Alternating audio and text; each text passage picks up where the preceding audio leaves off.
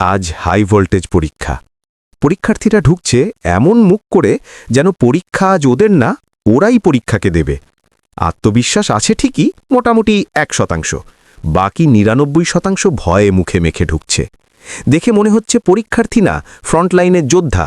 কারণ না পড়ে এসে পরীক্ষা দেওয়া যুদ্ধের থেকেও কঠিন। ছোটবেলা থেকে এই যুদ্ধই চলছে। প্রত্যেক পরীক্ষার পর একটাই প্রতিজ্ঞা, কাল থেকে পড়ব। সেই কাল আজও পথে। ক্লাসে ঢুকতেই হাজির দুজন ইনভিজিলেটর। চোখে একটাই স্বপ্ন, টুকলি ধরা। সমাজ মনে করে টুকলি না ধরতে পারলে ইনভিজিলেটরের মানসিক সমস্যা হতে পারে। এদিকে আমি চোখ বন্ধ করে কিছু মনে করার চেষ্টা করছি। 2 সেকেন্ডেই চোখ খুলে ফেললাম, এর বেশি পড়া করিনি।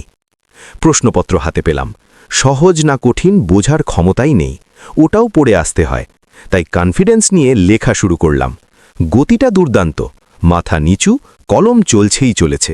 সবাই ভাবছে আমি কি লিখছি, আমিও ভাবছি। পরে বুঝলাম নাম আর রোল নম্বর শেষ। 1 ঘন্টা গেল। সেকশন এ, বি সব প্রশ্ন লিখে ফেলেছি, শুধু উত্তর নেই। 2 ঘন্টা গেল। সেকশন সিও শেষ। প্রশ্নের সঙ্গে আমার সম্পর্ক ভালো, উত্তরের সঙ্গে একেবারেই না। টুকলি বের করার সুযোগ নেই। তবু আমি নেভার গিভ আপ টাইপ।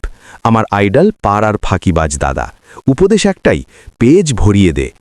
হঠাৎ প্ল্যান মাথায় এলো। প্যান্টের ভেতরে হাত। বড় ম্যাচের লাস্ট ওভার। বের করলাম টুকলি, হাতে চেপে ধরেছি। ঠিক তখনই স্যার স্পট করে ফেলল, দৌড়ে আসছে। আমি শেষ মুহূর্তে টুকলিটা খেয়ে নিলাম। এখন আর কেউ বলতে পারবে না আমার পেটে বিদ্যে নেই। ইনভিজিলেটর হতাশ, বলছে আজও মিস। আধ ঘন্টা বাকি। দুজন দুজনের দিকে তাকিয়ে আছি।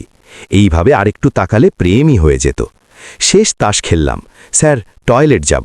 স্যার বলল, আমিও যাব। আমি বললাম, না স্যার, আর পাচ্ছে না। ঘন্টা বাজল। খাতা নিয়ে নিল। মুখে একটাই কথা, এত স্ট্রিক্ট গার্ড দিলে পড়াশোনা বাড়ে নাকি অভিনয়?